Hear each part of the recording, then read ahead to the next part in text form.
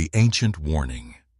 The twin moons of Vale cast silver light across the crystal forests that covered most of the planet's surface. Among these living towers of light, the Nathara people had built their civilization over countless generations. They were beings of pure thought and energy, able to communicate through waves of consciousness that flowed like music between their minds. Chief Scientist Zarek floated in his laboratory high above the canopy, his translucent form shimmering with worry. The readings on his instruments showed something impossible approaching their system, something that shouldn't exist according to every law of physics the Nathara understood. "Elder Morith, you must see this," Zarek called through the mental link that connected all Nathara minds. "The deep space sensors are detecting massive gravitational distortions at the edge of our system, but there's nothing there, no stars, no planets, no matter of any kind." Elder Morith materialized beside him, her ancient presence bringing calm to the laboratory. She had guided the Nathara people for over 3,000 cycles, and her wisdom was legendary even among their highly advanced society. But as she examined Zarek's data, her normally serene expression darkened with an emotion the Nathara rarely experienced: fear. "This pattern," she whispered, her thoughts barely registering on the collective consciousness. "I have seen references to this in the oldest archives. The Void Touched spoke of such things before they fell silent ages ago. They called them the Silence Bringers." Zarek's form flickered with confusion. The Void Touched? But that civilization disappeared over 50,000 years ago. Their entire system went dark overnight. "Along with 17 other civilizations in that sector," Morith replied grimly. "We thought it was some natural disaster, perhaps a wandering black hole or stellar collapse. But what if it was something else? What if it was them?" The laboratory's warning systems suddenly activated, bathing the room in pulsing red light. Through the transparent walls, they could see the night sky beginning to change. Stars were going out one by one, not exploding or collapsing, but simply ceasing to exist.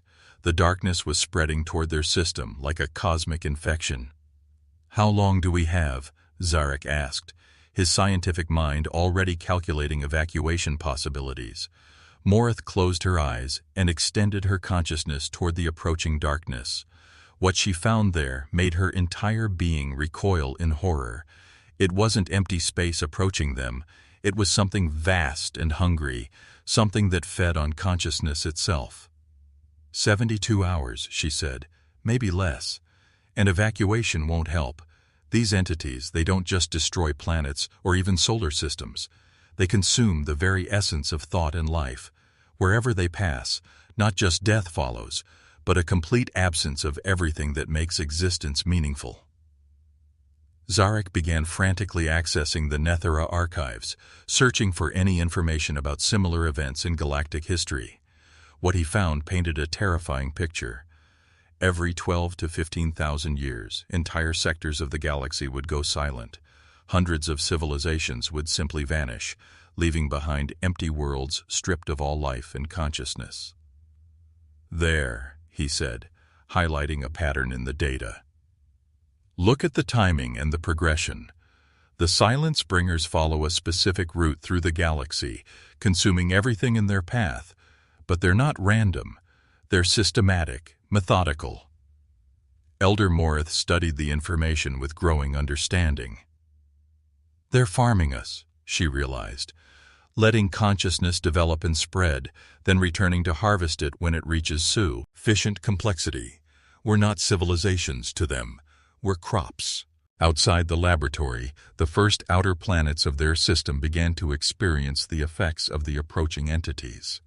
The automated research stations on those worlds sent increasingly frantic messages before their signals cut to static. But it wasn't just the equipment failing. The Nathara personnel on those stations were reporting strange symptoms. Their thoughts becoming sluggish, their ability to connect with the collective consciousness fading. "They're already beginning to feed," Morith observed. "The closer they get, the more they drain our life force. In 3 days, every thinking being in this system will be reduced to empty shells." Zarek's form brightened with sudden inspiration. then we have to warn the rest of the galaxy. If these entities follow a pattern, if they have specific routes and timing, then other civilizations can prepare. They can fight back. Fight back with what? Morith asked sadly. We are one of the most advanced civilizations in this sector, and we're completely helpless against them. Our weapons pass through them as if they're not there. Our shields might as well be made of paper. Then we have to find another way, Zarek insisted. The archives mentioned that the Void-Touched were working on some kind of defense before they disappeared. If we can find their research, combine it with our own knowledge. The two Nithara spent the next day diving deep into the oldest and most restricted sections of their civilization's memory banks. What they discovered was both horrifying and hopeful. The Void-Touched had indeed been working on a weapon against the Silence Bringers, something that could disrupt their feeding process, but they had run out of time before completing their research. Here, Zarek pointed to a complex mathematical formula. They discovered that the Silence Bringers exist partially outside normal space-time. That's why physical attacks don't work against them, but they need to anchor themselves to our reality in order to feed. If we could destabilize those anchor points. Elder Morith's excitement grew as she understood the implications. We could force them back into the void they came from, but the power requirements would be enormous. We would need the combined energy output of our entire star. Then that's what we'll use, Zarek said with determination. We'll turn our sun into a weapon. The next day was spent in frantic preparation. Every Nithara scientist and engineer worked together to modify their solar collection arrays, turning them into a massive amplification system. They would have only one chance to fire this weapon before the Silence Bringers drained too much of their consciousness to continue. But even as they worked, they knew the truth. The weapon might hurt the Silence Bringers, might even drive them away from this system, but it wouldn't destroy them. The entities were too vast, too powerful, too alien for any single civilization to defeat. We need to send a message, Elder Morith decided. Everything we've learned, everything the Void-Touched discovered, all of it needs to be transmitted to every inhabited world in the galaxy. Zarek nodded, already beginning to compile the data. A warning about what's coming and instructions for building the weapon. Maybe if enough civilizations work together, the message needs to be more than just technical data, Morith realized. It needs to inspire courage. Most species will want to hide or flee when they learn about the Silence Bringers. We need to convince them to fight. They worked through their final night, encoding not just the technical specifications for the weapon, but the entire story of their people's last stand. They included cultural records, philosophical discussions about the nature of consciousness and life, and personal messages of hope to whoever might receive their transmission. As the Silence Bringers entered their solar system, the effects on the Nithara population became severe. Many lost the ability to maintain their energy forms and faded into nothingness. Others found their thoughts becoming increasingly fragmented as their consciousness was slowly drained away. But Zarek and Elder Morith pressed on, using the last of their civilization's power to broadcast their message across the galaxy. The transmission would travel for thousands of years, carried by exotic particles that could traverse the vast distances between stars. "Do you think anyone will listen?" Zarek asked as they prepared to fire their solar weapon. Elder Morith's form was already beginning to fade as the Silence Bringers drew closer. "I have to believe they will. Somewhere in this galaxy, there must be a species brave enough to stand against this darkness, someone who will hear our call and choose to answer it." The solar weapon fired, channeling the power of their star into a focused beam of exotic energy. For a moment, the Silence Bringers recoiled, their advance slowing as the weapon disrupted their connection to normal space. But they adapted quickly, absorbing the energy and continuing their approach. As consciousness faded from the Veil system, Elder Morith used the last of her strength to send one final thought into the VO, where their message traveled toward distant stars. "Please," she whispered across the cosmos, "someone answer our call. Don't let our sacrifice be meaningless. The galaxy depends on those who refuse to surrender to the darkness. The Silence Bringers finished their work and moved on, leaving behind empty worlds where once a great civilization had flourished. But racing ahead of them through space, faster than light itself, carried the Nathara's final gift to the galaxy: a warning, a weapon design, and a desperate plea for help. 4,000 years would pass before anyone heard their message, but when that day came, it would be answered by a species that had never learned to back down from a fight. Humanity's answer. Dr. Amanda Torres had been staring at the same set of data for 3 straight days, surviving on coffee and the determination that had made her one of Earth's leading xenoarchaeologists. The Deep Space Research Station orbiting Jupiter hummed quietly around her as she worked to decode what appeared to be the most complex alien transmission ever discovered. "Amanda, you need to sleep," said Dr. Kevin Park, her research partner and closest friend. "The signal will still be there tomorrow." Amanda shook her head, not looking away from her screens. "Kevin, this isn't just another random transmission from some ancient civilization. Look at these mathematical progressions. The information density is incredible. Whoever sent this packed an entire civilization's worth of knowledge into this signal." The transmission had been detected by Earth's Deep Space Monitoring Network 6 months ago, but the computers had initially classified it as cosmic background radiation. Only Amanda's trained eye had spotted the artificial patterns hidden within what appeared to be random noise. "Fine, show me what you found," Kevin said, pulling up a chair beside her workstation. "Now." Amanda's excitement was barely contained as she began pulling up translated sections of the message. "It's from a species called the Nathara. They lived on a planet called Vale about 4,000 years ago. And Kevin, they were trying to warn us about something called the Silence Bringers." As Amanda explained what she had learned from the message, Kevin's expression grew increasingly serious. The Nathara had faced entities that consumed consciousness itself, beings that existed partially outside normal reality and fed on the thoughts and life force of entire civilizations. "According to their calculations," Amanda continued, "these Silence Bringers follow a predictable pattern. They sweep through the galaxy every 12 to 15,000 years, harvesting any species that has developed sufficient consciousness to sustain them."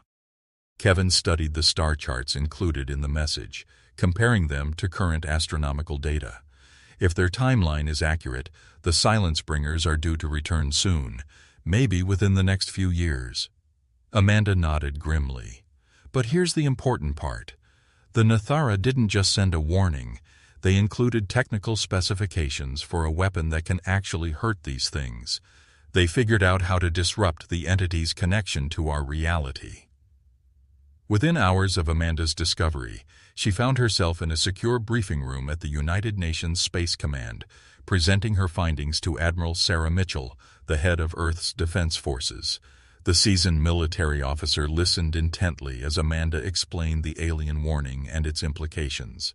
"Dr. Torres," Admiral Mitchell said after the presentation, "you're telling me that humanity needs to prepare for war against entities that have been destroying civilizations for millions of years, based on a 4,000-year-old alien message?"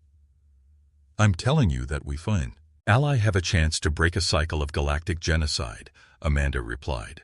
"The Nathara gave us everything we need to fight back. The question is whether we're brave enough to use it." Admiral Mitchell was quiet for a long moment, studying the translated technical documents. "What about other galactic civilizations? Surely they've received this message too." Amanda's expression darkened. "They have. The Zephyrian Commonwealth is forming study committees to analyze the historical implications. The Helix Federation is planning to evacuate their core worlds and wait for the threat to pass. The Crystal Minds believe they can negotiate with the Silence Bringers when they arrive." "And what do you think of those approaches, Doctor?" "I think they're exactly what the Silence Bringers are counting on," Amanda said firmly. "The Nathara message includes data from dozens of previous harvests. Every single time, the response was the same: panic, evacuation, attempts at negotiation, and every single time, entire civilizations disappeared." Admiral Mitchell made her decision. Dr. Torres, I'm putting you in charge of Project Lighthouse. You'll have unlimited resources and the full support of every government on Earth. If we're going to build this weapon, we need to start now. Captain Jake Morrison was in the middle of a routine patrol near Mars when he received the emergency recall order. The 30-year veteran of Earth's space fleet had seen plenty of action during the various border conflicts with pirate organizations, but nothing had prepared him for the briefing he received upon returning to Earth. Captain Morrison, Admiral Mitchell began, I'm placing you in command of humanity's first and possibly last line of defense against an extinction-level threat. Jake listened in growing amazement as the Admiral explained the situation. Ancient aliens, consciousness-eating entities, weapons that could fight beings existing partially outside reality. It sounded like something from a science fiction novel. Ma'am, with respect, Jake said when the briefing was complete, how do we know any of this is real? We've never encountered anything like these silence bringers before. Amanda Torres stepped forward with a data pad showing recent deep space sensor readings. Because they're already here, Captain. 3 days ago, our monitoring stations detected massive gravitational distortions at the edge of the solar system, the same kind of distortions the Nathara recorded when the silence bringers approached their system. Jake felt a chill run down his spine as he studied the data. How long do we have? Based on the Nathara timeline, maybe 6 months, Amanda replied. But Captain, we have advantages they didn't. We've had 4,000 years to advance our technology, and we have their weapon designs as a starting point. Over the following months, Earth transformed into a fortress world. Every shipyard worked around the clock to retrofit humanity's space fleet with weapons based on Nathara technology. The designs were incredibly complex, requiring breakthroughs in exotic energy manipulation that pushed human science to its absolute limits. Dr. Elena Vasquez led the weapons development team from a secure facility in Nevada. The principle is elegant once you understand it, she explained to her team of Earth's best scientists. The silence bringers exist in multiple dimensions simultaneously. Conventional weapons only affect their 3-dimensional presence, which is why they're ineffective. But these Nathara weapons generate exotic energy fields that can disrupt their higher dimensional anchors. Meanwhile, Captain Morrison worked with military leaders from every nation to coordinate humanity's defense. Unlike other galactic civilizations, humans had a long history of warfare and understood the importance of unity in the face of existential threats. Sir, reported Command. Lisa Chen, Morrison's new chief of staff. The fleet retrofit is ahead of schedule. We'll have 200 ships equipped with the new weapons when the silence bringers arrive. Morrison nodded, studying tactical displays showing Earth's defensive formations. How many ships did the Nathara have? According to their records, over 5,000, Chen replied. And their technology was more advanced than ours in many areas. Then we'll have to be smarter, Morrison said grimly. The Nathara fought them alone. We need to convince other species to join us. Amanda Torres found herself serving as humanity's unofficial ambassador to the galaxy, trying to rally other civilizations to join their cause. Most of her communications were met with polite refusal or outright disbelief. Dr. Torres, said Chancellor Vex of the Helix Federation during one subspace conference, your species' aggressive tendencies are well known throughout the galaxy. This obsession with warfare and conflict is precisely why we cannot support your militaristic response to the situation. Chancellor, Amanda replied with barely controlled frustration, this isn't about aggression or militarism. This is about survival. The Nathara message contains detailed records of 47 different civilizations that were completely erased by the silence bringers. Every single one of them tried diplomatic solutions first. Perhaps they simply didn't try hard enough, the Chancellor replied dismissively. The Helix Federation has successfully negotiated peaceful solutions to countless conflicts over our history. Amanda ended the communication in disgust. It seemed that humanity would face the silence bringers alone, just as the Nathara had 4,000 years ago. Then the deep space sensors detected them. Massive distortions in space-time announced the arrival of entities so alien that human minds could barely process their existence. The Silence Bringers had returned to the galaxy, and their path led directly toward Earth's solar system. Then the deep space sensors detected them. Massive distortions in space-time announced the arrival of entities so alien that human minds could barely process their existence. The Silence Bringers had returned to the galaxy, and their path led directly toward Earth's solar system. Captain Morrison stood on the bridge of the newly commissioned UES Defiance, humanity's most advanced warship. Around him, displays showed the positions of Earth's defensive fleet, 200 ships carrying weapons based on 4,000-year-old alien designs, crewed by humans who had never faced anything remotely like what was approaching. "Sir," reported the sensor officer, "we're detecting massive energy drains in the outer system. The automated monitoring stations on Pluto and Neptune have gone silent." Morrison nodded grimly. The Silence Bringers were already beginning to feed, drawing consciousness and life force from anything with sufficient complexity to sustain them. Soon they would reach the inner planets, and Earth's 4 billion people would be nothing more than a meal to these cosmic horrors. "All ships, this is Admiral Morrison," he announced over the fleet communication system. 4,000 years ago, a brave species called the Nathara died trying to give us the tools to fight these things. Today we honor their sacrifice. Today, humanity stands against the darkness. The human fleet moved to intercept the Silence Bringers at the edge of the solar system. As they approached, Morrison could see why so many civilizations had despaired when facing these entities.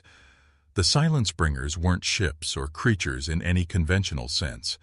They were areas of distorted space itself, regions where reality seemed to fold in on itself in impossible ways. "Weapons ready, sir," reported his tactical officer. Morrison took a deep breath, thinking of the message that had traveled 40,000 years to reach this moment.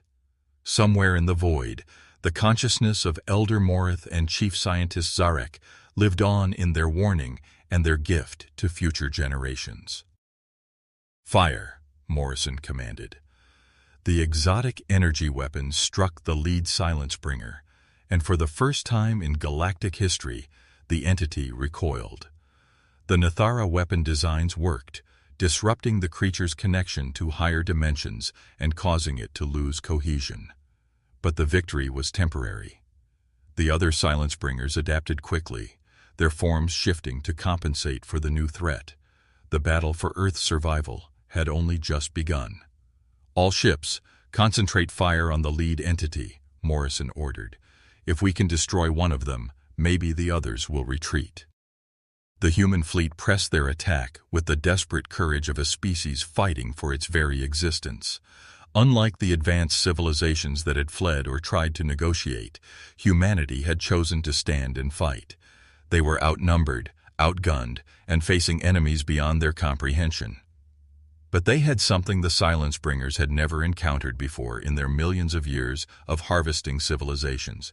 They had the determination of a species that had never learned to surrender, combined with the wisdom of those who had died trying to save them. The battle raged through space as humanity finally answered the Nathara's ancient call for help. 4,000 years late, but not too late to make a difference.